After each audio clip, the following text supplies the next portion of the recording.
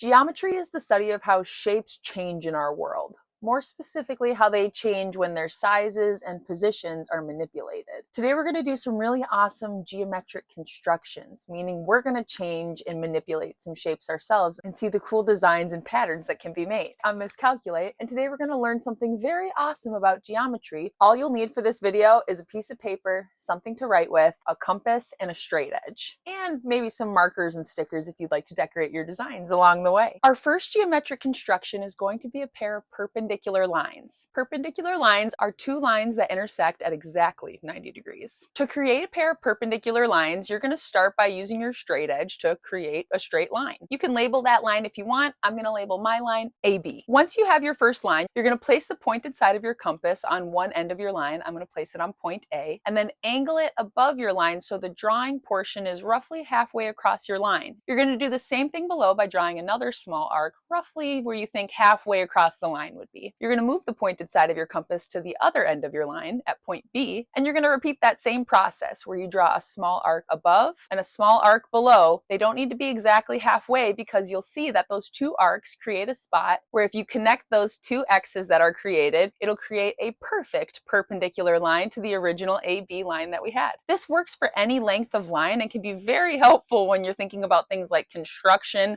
art, or anything where you'll need to be very exact with your straight lines. Our next geometric construction is going to be creating an angle bisector. An angle bisector is a line that connects from the vertex of our angle through the middle that divides that angle exactly in half. What's really interesting about angle bisectors is that they work for any size of angle, whether it's a small acute angle or a large reflexive angle. Either way, using this process, you can divide that angle in half every single time. So, to create an angle bisector, you're going to start by having an angle. Again, the angle can be any size. We're going to use an angle this size. Once you have that, you're going to place the pointed side of your compass at the vertex of your angle, and you're going to draw a small arc of the same size on the top and bottom line of your angle. You can extend your compass out about an inch or an inch and a half, whatever works best for you. You just want the two arcs to be the same size. Once you've drawn those two arcs, you're going to place the pointed side of your compass on where the arc meets the line of your angle. And you're going to draw a small arc on the inside of your angle, roughly halfway across. Once you've done that, repeat the same process by placing the pointed side of your compass on the other arc where it meets your angle line, and draw another similar arc on the inside of your angle. Again, it doesn't need to be perfect because you'll see that those two interior angles should cross over, and that's going to be where we connect our angle bisector. So last step is you take the vertex of your angle and connect it all the way through where those arcs intersect, and it'll create an angle bisector, successfully dividing your angle exactly in half. Think of all the angles that you see in a given day, all the corners of buildings and pictures and where walls converge. Making sure that you're dividing an angle exactly in half is going to be really important when you're creating those big constructions. And so that's why it's important that we looked at that geometric construction today. Our next geometric construction is going to be creating a circle tangent. A circle tangent is creating a circle with a known radius and then drawing a line that is tangent to that, essentially creating a line that's perfectly perpendicular to your given radius and only touches your circle in one spot. Exactly one spot. So here's how we create a circle tangent. The first step to creating a circle tangent is creating your circle. So you're going to take your compass and label the center of your circle. I'm going to label my center point A. Once you have your circle created, give your circle a known radius, meaning connect the center of your circle from point A to the circumference. You can choose anywhere on your circle to do the radius. I'm going to draw mine right here. Now that you have a known radius, take your compass, keep it the same width, but move the pointed edge of it to where your radius meets the edge of your circumference. You're going to draw another circle that's the exact same size, so now you'll have two circles that are overlapping. Let's label the second center of our circle point B. Once you have your second circle drawn, you're going to connect point A all the way through the end of the circle that you've created with point B. Once you have that line created, you're going to label the end of that longer line point C. So now point C should be touching the circumference of your second circle. We're almost there. Now you're going to move your pointed edge of your compass to point C, and we're going to change our compass's width a little bit, so we'll change up the colors here too so you can keep track. You're going to stretch out your compass in between where point A and B is. You get to choose. I like to do about halfway in between points A and B. And now you're going to angle your compass up so the drawing side is roughly where you think the tangent line would begin. You can draw an arc that doesn't need to be perfect. Or if you'd like, you could draw a circle that goes all the way around. Drawing a circle that goes all the way around is a perfect way to be exact, but if you're trying to keep your drawing a little more clean and simple, you can always draw an arc as well, which is what I'll be doing. Once you draw an arc above, you're going to angle the drawing side of your compass downwards and create another arc below where you think the tangent line would be. Roughly. You can draw an arc a little longer if you're not sure where it would be. Once you have those two arcs created, take the pointed side of your compass and move it over to spot A. Your compass is the same width as it was before, so now you're going to draw two of those same arcs above and below. And again, they don't need to be perfectly where the tangent line would be, but your two arcs should cross over each other. Or if you're drawing two big circles, you'll see where those two larger circles overlap as well. Once you draw an arc above and below,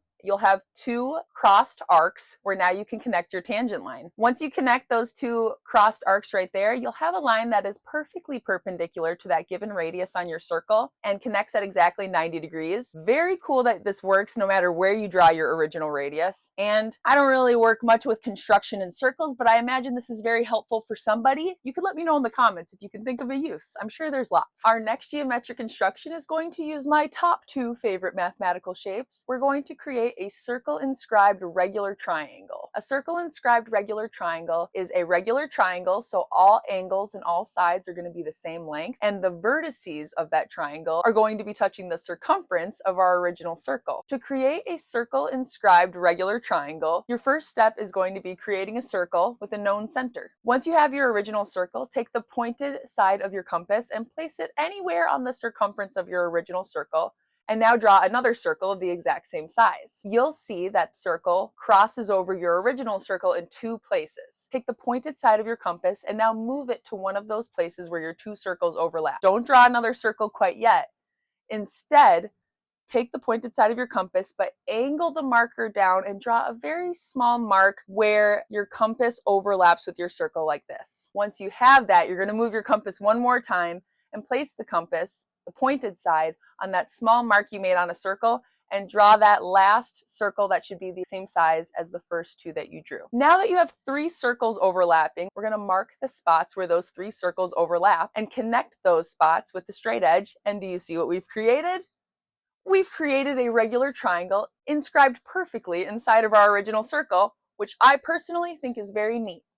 There are so many designs that you might see this on a given day, especially when you know what to look for. The fact that there's all these mathematical patterns that can tie these shapes together is amazing to me, and I love teaching it. So let's go on to our next geometric construction. Our next geometric construction is going to be creating a regular hexagon that's inscribed inside of a circle. Now this is a fun one. A regular hexagon inscribed inside of a circle is going to mean that all 6 vertices of our regular hexagon are going to be perfectly touching the circumference of our original circle. Very awesome. Let's get started. To create a regular hexagon that's inscribed inside of a circle, you're going to start by creating a circle with a known center. We'll call it A, and then give it a known diameter. So we'll call the diameter BC. Once you have your known diameter, take the pointed side of your compass and place it on point B and draw an identical circle. Once you do that, take the pointed side of your compass and move it over to point C and create another identical circle. You should have 3 of the same size circles all lined up next to each other. The points where those circles intersect on your original circle in the middle, we're going to mark them with a dot. Once we have all those 6 points drawn,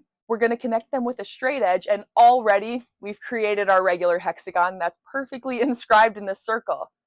To me, this looks like such an intricate design, and the fact that it has shorter steps to create it is really interesting to me. Are there any other shapes that you've been able to inscribe inside of a circle? Because so far, these are the only ones I can do. But we'll move on to our next geometric construction and see if we can find another one.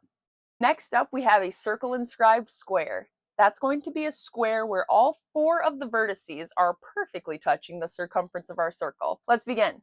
To create a circle inscribed square, you're going to start by creating a circle with your compass that has a known center. We'll call it A. Once you have that circle created, give it a known diameter by extending a line all the way across. Label both ends of that diameter B and C. Once you have those, we're going to change the width of our compass a little bit, but before we do that, move the pointed side to one of those ends of your diameter. Now, extend it so it's just larger than it was before, so it's just past the center of your original circle, maybe a quarter of the way across. third, doesn't need to be perfect. Once you do that, you're going to create a perpendicular bisector. That's something we reviewed earlier on in this video, so if you want to review that, you can always check this timestamp, or just know that we're going to either create an entire circle all the way around or a small arc above and below where you believe the halfway point would be. For this video, we're going to draw an entire circle. So now we have a smaller circle in the center and a larger one on the side. Move the pointed side of your compass to the other side of your original diameter and repeat the same process. So now you will have two overlapping circles, and where those circles overlap is where we're going to do our next step. From the center of your original circle, you're going to draw a line straight up where your circles intersect and a line straight down. By doing that, we now have what we need for the 4 vertices of our circle inscribed square. If you connect those 4 points, you'll see you'll have a perfect square just tilted to the side, but still all 4 corners perfectly touching the circle. Very cool. This is one that I see everywhere. Once you know how to spot it, it's pretty cool to think of the math involved to get there. Let me know if you see one in your day-to-day life. We are down to our final 2 geometric constructions. Our next geometric construction is a triangle inscribing circle. So what that means is you start with a triangle, and we're going to create the largest circle that could possibly fit inside of that triangle without moving past the walls of the triangle. To create a triangle inscribing circle, you start with your triangle. What's really exciting about this is your triangle can be any size, shape, position. Mine's going to look pretty classic with something like this. Now, we're going to reference something we learned earlier in the video. We're going to create some angle bisectors on the angles of this triangle. So if you forgot how to do that, you can always refer back to this point in the video. It'll be helpful in reviewing angle bisectors. But if you already know how to do that, begin by taking the pointed side of your compass and move it to one of the angles of your triangle. Follow the necessary steps in order to create an angle bisector. You're going to draw a line that extends past the walls of your triangle. Once you've done that, move the pointed side of your compass to a different angle of your triangle or a different point, and repeat the same process of creating an angle bisector. Once you do that, those angle bisector lines will intersect somewhere in the middle. That is the in-center of your triangle. That's going to be the point where we take our compass, the pointed side, place it exactly on the in-center of your triangle, and this is going to be where we start to draw our triangle inscribing circle. Take your compass, the pointed side is on the in-center, and carefully extend it so the drawing side of your compass is touching one of the walls of your triangle.